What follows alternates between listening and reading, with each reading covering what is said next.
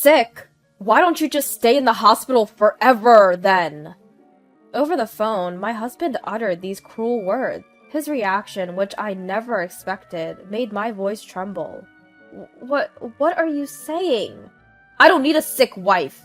In fact, I've been doing you a favor by being with you all this time. You should be grateful. My husband left me alone with my illness and went off on a trip with his lover. In that moment, the trust I had built up in my husband came crashing down, all at once. I can't believe it. Leaving his sick wife to go on a romantic getaway. Enough is enough. I will show no mercy. Now I will seek revenge, by any means necessary. My name is Lizette, and I'm 28 years old. I've been married to my husband Hervey for 2 years now. We met at the cafe where I used to work. He was a regular customer who approached me, and our relationship blossomed from there. After dating for about a year, we got married without a hitch. I lost my parents when I was in 9th grade. All that was left for my family's house and the inheritance from my father, who was a businessman. Thanks to that inheritance, I was able to go to college. I owe everything I have now to my parents, and I'm grateful. But losing both parents at once left me with wounds in my heart that are immeasurable. I was always afraid that someone I loved might suddenly disappear from my life. I fell into this groundless anxiety, and there were times when I even started to distrust people. During my relationship with Hervey, I expressed my fears many times. He was the one who accepted me with all my insecurities. When he proposed, he said, "I will never leave you, Lizette, and I'll always protect you. So please, marry me." But I don't have a family. I will become your family. Huh? I'll be with you as your family for the rest of our lives. I won't let you feel lonely anymore. Hervey. I believed in his words and decided to get married. After getting married, we moved into the house where I had lived with my parents. Having lived alone for so long, married life with him was so bright and happy, it was dazzling. After we got married, he didn't work late, and he came straight home every day. It became normal to eat dinner together, and before bedtime, we would slowly watch a movie together. Those were joyful days. However, about a year after we got married, my husband's overtime work suddenly began to increase. Though his overtime had been almost zero, it gradually increased to 1 or 2 days a week, and before I knew it, most of the week was filled with overtime. 2 months later, business trips were added, and our time as a couple drastically decreased. Dinner became a daily routine that I ate alone. At first, I endured it, but unable to bear the sudden change in our lives, I decided to open up to my husband. Hey, Hervey, don't you think you've been working late too much lately? Sorry about that. Work's been piling up recently. But you hardly worked late even a few months ago. And then there's that business trip the other day. I'm working hard for you, Lizette. To hear you say that, it's honestly a shock. I'm sorry. Frightened by my husband's intimidating tone, I apologized on the spur of the moment. Then he immediately returned to his usual demeanor and smiled, saying, "As long as you understand." Do I really have to endure this? For the sake of our married life, Hervey is working hard every day. I probably should have been more suspicious, but at that time, I didn't have the courage.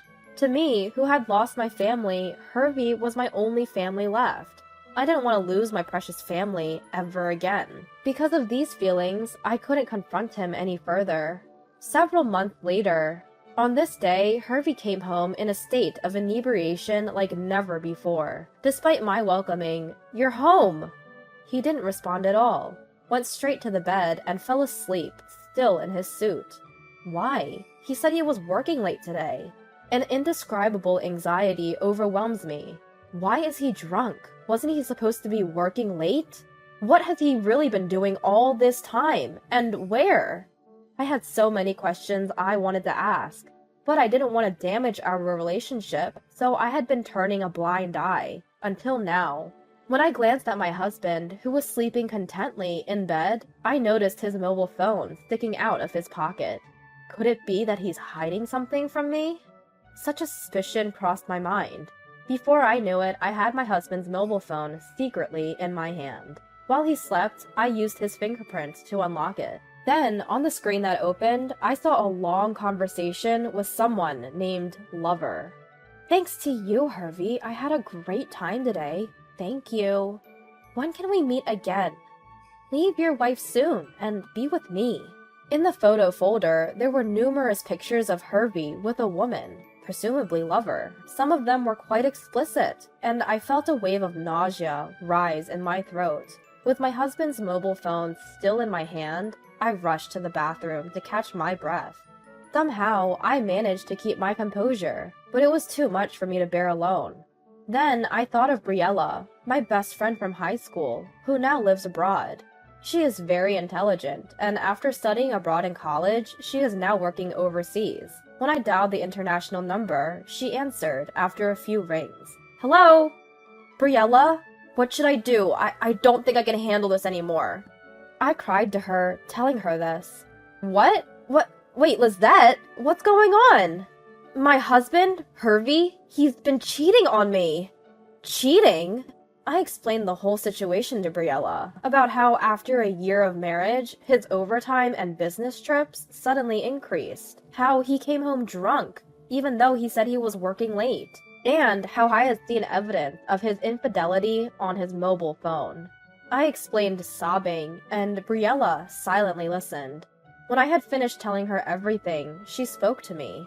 "Lizette, listen carefully. I know this is painful right now, but I think it's best to properly gather evidence of the affair for the future." Evidence? But that means considering divorce. Then what? Lizette, do you want to spend the rest of your life with a man who cheats on you?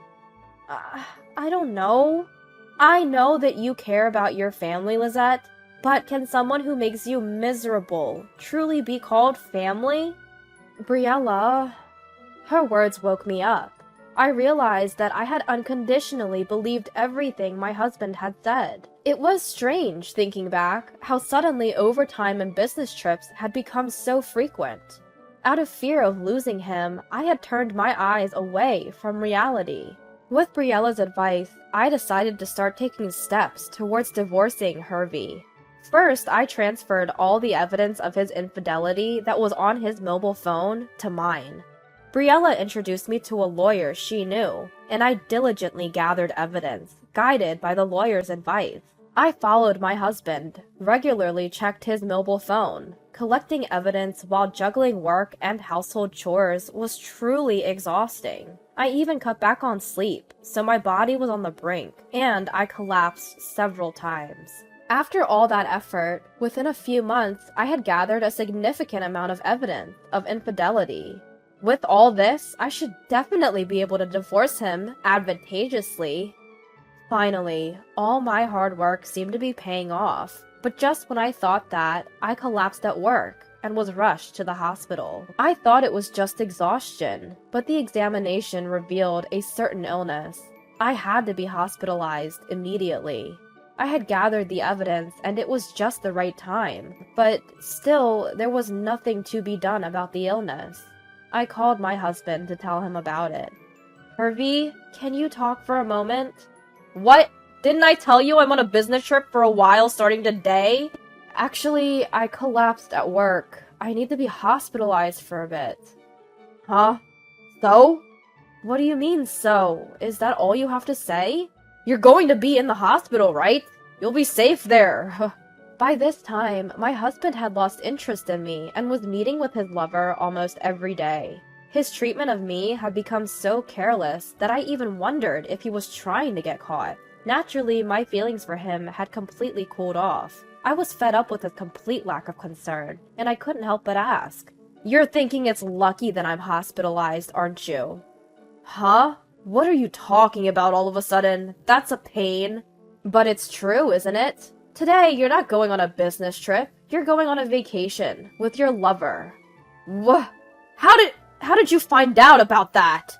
"It's pretty obvious. Did you actually think you were hiding it?"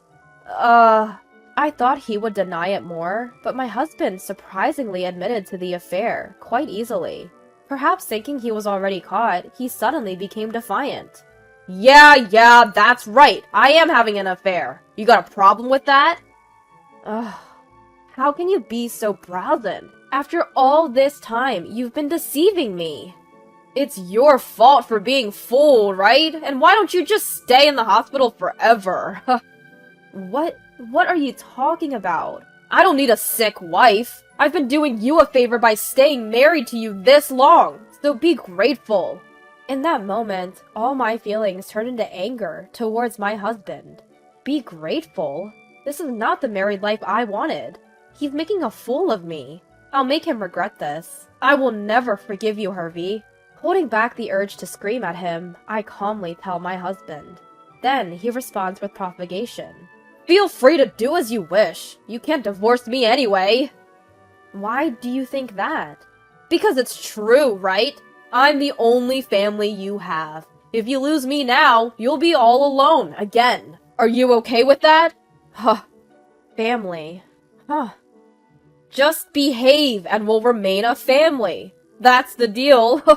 I'm off to enjoy a trip with my girlfriend. You have fun in the hospital too! With that, he callously hung up the phone. At that moment, a sweet, syrupy woman's voice could be heard through the phone, saying, "Are you done yet?"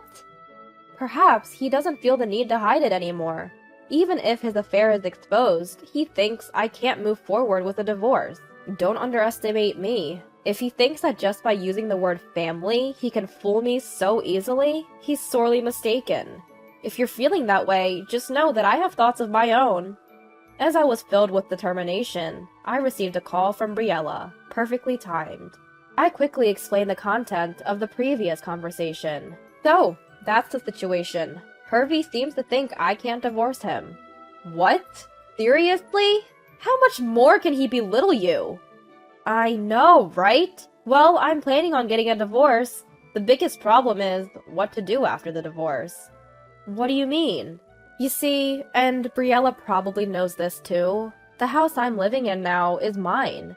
So even if I divorce him, I don't know if he'll leave right away, and since he knows the address, he might come back.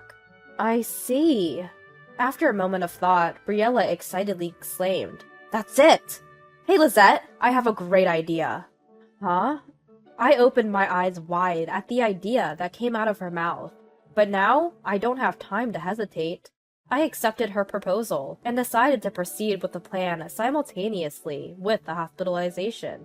A few days later, today is the day Hervey comes back from his trip with his lover. I, who had already been discharged from the hospital, had been eagerly awaiting his reaction.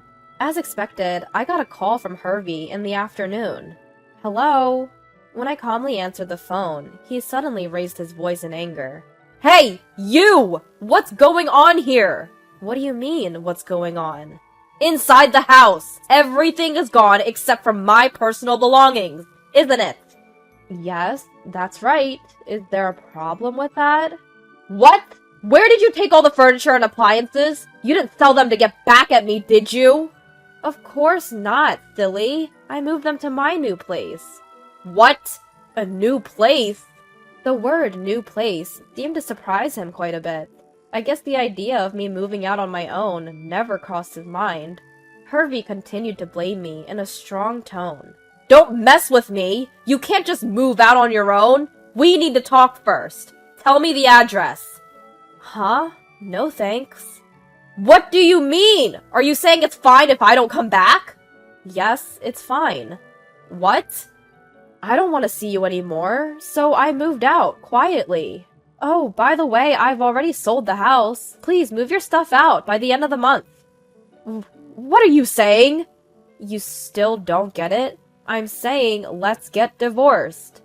Finally, I laid the divorce on him. My husband seemed quite confused, repeating words I couldn't quite make out over the phone. Whether it was my bringing up the divorce that bothered him, he eventually started lecturing me in an arrogant tone. Do you really think it's okay to say that? Divorce means our family will be gone, you know? I know, but we haven't been a family for a while now, have we? Don't mess with me! I've always been with you as a family. As a husband! If you insist on divorce, then pay me compensation! Huh? Compensation? Do you even know where you stand? If anyone's paying compensation, it's actually you, okay? Huh? It's not huh. Just so you know, I have more than enough evidence of your affairs. Of course, I'll demand as much compensation as possible from your lover, too.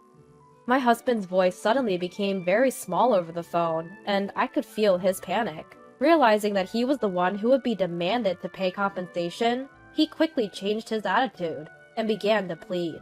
Wait, please, I was wrong. Yes? I'll break up with her! I'll start over with you as husband and wife, so please, just spare me the compensation. My husband is pitifully begging, repeatedly saying, forgive me. With each plea, my feelings for him cooled further, eventually turning into irritation. As if to completely sever my attachment to my husband, I shouted out loud, enough! You've cheated on me, over and over, making a fool of me, and now you say forgive me? Don't kid yourself. I no longer think of you as family. You're the worst kind of man, cheating on your sick wife. I refuse you, from my end. Ugh, Lizette, please, listen to me. You don't want to be alone either, do you? I don't care about your story. Your excuses are worthless. I won't cling to you anymore. I don't need a family like you. Just go to hell with your mistress. I hung up the phone unilaterally and blocked his contact. Afterward, I left all dealings with him to the lawyer I had previously hired. At first, my husband was reluctant to agree to a divorce, but frightened by the lawyer's words, divorce mediation and divorce trial, he finally agreed to divorce quietly. I continued to demand compensation in a lump sum from both him and his lover. Perhaps because he had told her, it'll never be found out. His lover became furious upon being asked for compensation. She paid me the compensation and immediately ended her relationship with Hervey. Being his junior colleague at the company, the whole office was abuzz with talk of my ex-husband's affair. He couldn't stand it any longer, so he voluntarily resigned from the company. Only debts remained for Hervey. Even when he asked his parents for assistance, they coldly cut ties with him. Now, he can't find a new full-time job, and he's desperately juggling several part-time jobs, struggling to pay off his debts every day. On the other hand, I've turned over a new leaf and started a new life. Since my ex-husband knew about the cafe where I used to work, I requested a transfer, and am now working at a different location. I can't thank Briella enough for suggesting this to me. She'll be returning home temporarily soon, so I plan to thank her in person then. I'm done being trapped by the word family. From now on, I want to cherish the people who care for me, just as they cherish me.